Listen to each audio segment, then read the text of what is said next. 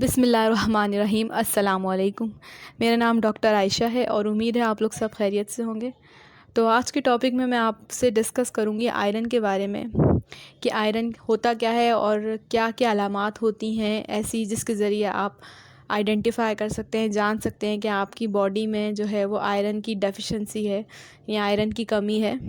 तो स्टार्ट करते हैं। सबसे पहले हम जान लेते हैं कि आयरन होता क्या है। बेसिकली आयरन जो है वो एक ऐसा मिनरल है जो हमारे डिफरेंट फूड में मौजूद होता है, बहुत सारे ग़िज़ा में मौजूद होता है और हमारी बॉडी के फंक्शन में इन्वॉल्व होता है। आयरन हमारी बॉडी के लिए बहुत ज़्यादा ज़रूरी है। आयरन जो है वो एक हिस्सा है हीमोग्लोबिन का। अगर अगर मैं दो हिस्सों में डिवाइड करूं तो हीम कहते हैं आयरन को और ग्लोबिन कहते हैं प्रोटीन को। तो ये हीमोग्लोबिन जो होता है वो हमारे आरबीसीज़ यानी कि हमारे रेड ब्लड सेल्स, हमारे खुलियों में मौजूद होता है। तो इसका काम यही होता है कि ये ऑक्सीजन को कैरी करता है और इसे डिफरेंट मसल्स और टिश्यू तक पहुंचाने में हेल्प करता है। डिफरेंट बॉडी ऑर्गन तक जो है वो उन्हें ट्रांसपोर्ट करता है और ऑक्सीजन को स्टोर करके रखता है, जिसके ज़रिए हमारा ब्रेन जो है वो फंक्शन करता है। इसके अलावा ये हमारी कंसंट्रेशन को इम्प्रूव करता है आयरन, और हमारे इम्यून सिस्टम को जो है वो बूस्ट करता है, यानी कि हमारे निज़ाम दिफ़ा को जो है वो बढ़ाता है। और बहुत सारे आयरन के जो हैं वो फंक्शन हैं हमारी बॉडी में। तो जब आयरन की बॉडी में कमी हो जाती है तो क्या होता है, हमारे मसल्स में और हमारे टिश्यू में इनफ ऑक्सीजन नहीं मिल पाता है, यानी कि ऑक्सीजन की कमी हो जाती है मसल्स में और टिश्यू में, जिसकी वजह से एक कंडीशन हो जाती है, उसको कहते हैं हम एनीमिया। एनीमिया से मुराद ये कि आरबीसीज़ यानी कि रेड ब्लड सेल्स, हमारे खुलिये जो है वो कम हो जाते हैं और ऑक्सीजन की जो है वो बॉडी में कमी हो जाती है। तो जिसकी वजह से जो है वो आयरन डेफिशिएंसी एनीमिया हो जाता है। और बहुत डिफरेंट टाइप के एनीमिया होते हैं, लेकिन iron deficiency anaemia most commonly जो है वो होता है वर्ल्ड वाइड। तो अब डिस्कस कर लेते हैं कि क्या क्या अलामात हो सकती हैं जिससे आप आइडेंटिफाई कर सकते हैं कि आपको आयरन की कमी है। तो उसमें सबसे पहले आता है अनयूजुअल टाइडनेस, यानी आप बेतहाशा जो है वो थकन महसूस करते हैं मुसलसल बार बार, क्योंकि इसकी वजह यही है कि आपकी बॉडी में ऑक्सीजन की कमी हो जाती है, जिसकी वजह से आप जो है वो बार बार थकन फ़ील करते हैं। पॉइंट नंबर 2 ये है कि पेलनेस हो जाती है, ज़्यादातर आँखों के नीचे और लिप्स के पास, और पूरा फेस जो है वो पूरा पेल यानी कि येलोइश हो जाता है। इसके अलावा शॉर्टनेस ऑफ ब्रेथ, यानी कि मुसलसल बार बार जो है वो सांस का फूलना, बहुत जल्दी तो कुछ भी थोड़ा सा काम किया तो सांस फूलना शुरू हो जाती है, क्योंकि ऑक्सीजन जो है वो हमारे लंग्स तक पहुंच नहीं पाता ऑक्सीजन की कमी की वजह से। तो हमारी जो है वो सांस फूलना शुरू हो जाती है। इसके अलावा चौथे नंबर पर है हेडेक, यानी कि बहुत ज़्यादा सर में दर्द होना और चक्कर आना। इसकी वजह यही है कि हमारे ब्रेन में जो है वो प्रॉपर ऑक्सीजन जो है वो ट्रांसफ़र नहीं हो पाती, पहुंच नहीं पाती, जिसकी वजह से क्या होता है, हमारे जो रगें होती हैं, हमारी ब्लड वेसल जो होती हैं वो स्वेल होना शुरू हो जाती हैं, सूजना शुरू हो जाती हैं, जिसकी वजह से उस पर प्रेशर पड़ता है। प्रेशर पड़ने की वजह से जो है वो फिर सर में दर्द जो है वो स्टार्ट हो जाता है और चक्कर आना शुरू हो जाते हैं। इसके अलावा हार्ट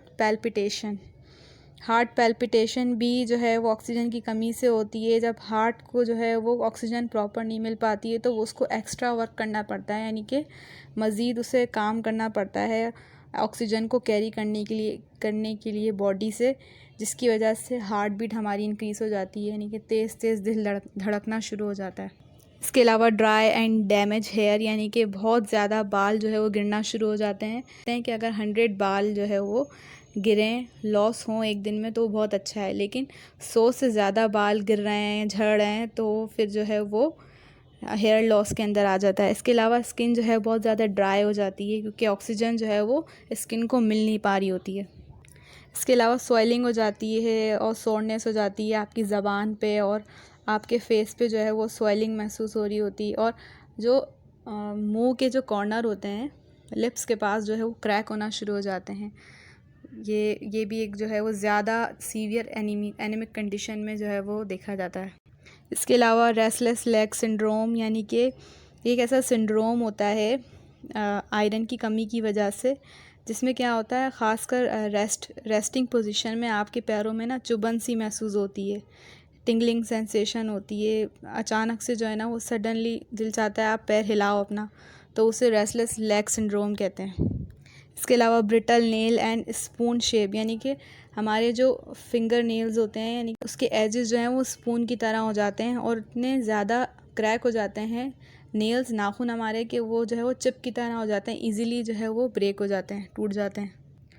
और इसके अलावा दूसरे फैक्टर्स में आ जाता है क्रेविंग ऑफ नॉन फूड। इससे मुराद ये है कि कुछ लोगों को कागज़ खाने का और बर्फ़ खाने का और इसके अलावा मट्टी और चौक वगैरह खाने का दिल करता है, इसको कहते हैं हम पीका क्रेविंग। और मोस्टली ये प्रेग्नेंट लेडी में रिपोर्ट हुआ है।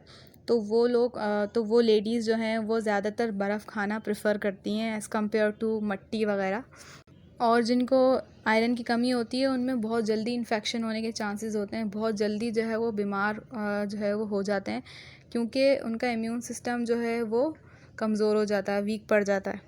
और हाथ और पैर जो है वो ठंडे होना शुरू हो जाता है, उन लोगों के हाथ पैर जो है वो बहुत ज़्यादा ठंडे महसूस होते हैं। तो ये सारी अलामात होती हैं जिनके ज़रिए पता चलता है कि हमें जो है वो एनीमिया की कंडीशन है। तो अब जान लेते हैं कि क्या क्या वजूहात हो सकती हैं, आयरन की कमी क्यों होती है। सबसे पहले तो आप आयरन जो है वो फूड में प्रॉपरली जो है वो इंटेक नहीं कर रहे, यानी कि इनएडिक्वेट आयरन आप ले रहे हैं, या फिर आप वेजिटेरियन डाइट पे यानी कि सब्ज़ियाँ वगैरह ज़्यादा खा रहे हैं।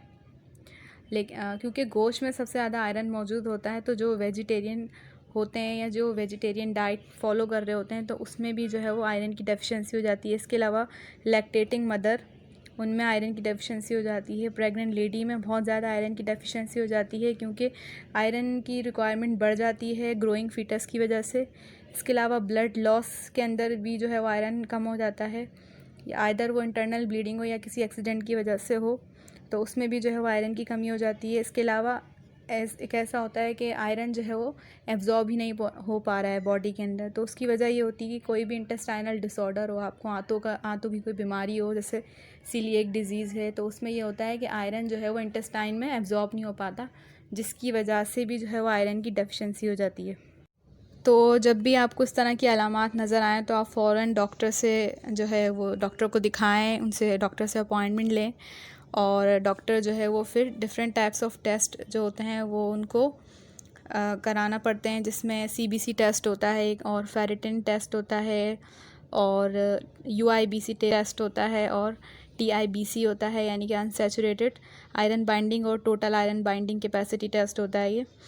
तो उसमें जो भी प्रेफर करते हैं डॉक्टर वो कराएं, इससे पता चलता है कि आपके जिस्म में आयरन की कितनी कमी है। बेसिकली जो आयरन की जो रेंज होती है अडल्ट मेल में, तो वो होती है 13.5 से लेके 17.5 ग्राम पर डेसीलीटर, और फीमेल में जो होती है वो 12 से 16 ग्राम पर डेसीलीटर होती है। अगर इस रेंज से बाहर जाए या इस रेंज से जो है वो कम आए तो दोनों सूरतों में जो है वो ख़तरा है। तो फिर क्या क्या ट्रीटमेंट होती है आयरन की, या तो डॉक्टर जो है वो आयरन सप्लीमेंट देते हैं टैबलेट फॉर्म में, उसमें सबसे पहले ब्रांड आ जाती है एब्रेट फॉलिक 500 के नाम से। इसके अलावा बेसीफोल टैबलेट्स आती हैं, न्यूरोबियोन होती हैं और सेंगोबियोन होती हैं, और सिरप में जो है वो है फेरोसॉफ्ट के नाम से ब्रांड आता है। इसके अलावा माल्टोफर है और ट्रॉफिक्स है।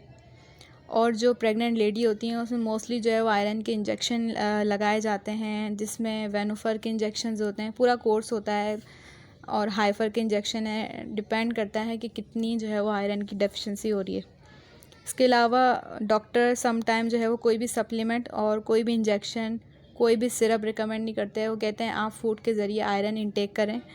तो किन किन चीज़ों में ज़्यादा आयरन मौजूद होता है, उसमें सबसे पहले आ जाता है रेड मीट, यानी कि गाय बड़े का गोश्त जो होता है, लेकिन मटन ज़्यादा जो है वो अच्छा है आपकी हेल्थ के लिए भी।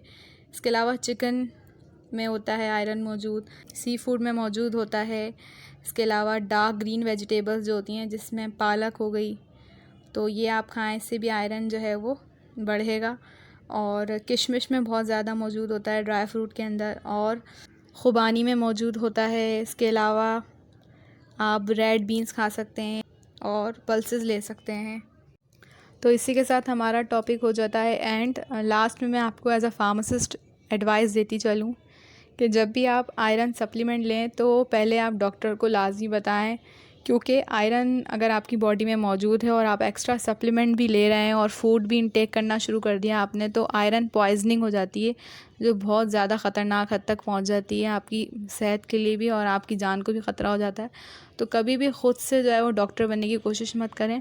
अगर आपको लगता है कि आपको आयरन की डेफिशिएंसी हो रही है तो आप फिर वो डॉक्टर को दिखाएं। फिर टेस्ट के बाद आइडेंटिफाई होगा कि कितना ज़्यादा आपकी बॉडी में आयरन कम है या आयरन आपकी बॉडी में जो है वो नॉर्मल रेंज पे है। जो ये सिम्टम्स आ रहे हैं, हो सकता है किसी और वजह, किसी और विटामिन की या किसी और मिनरल्स की कमी की वजह से आ रहे हों।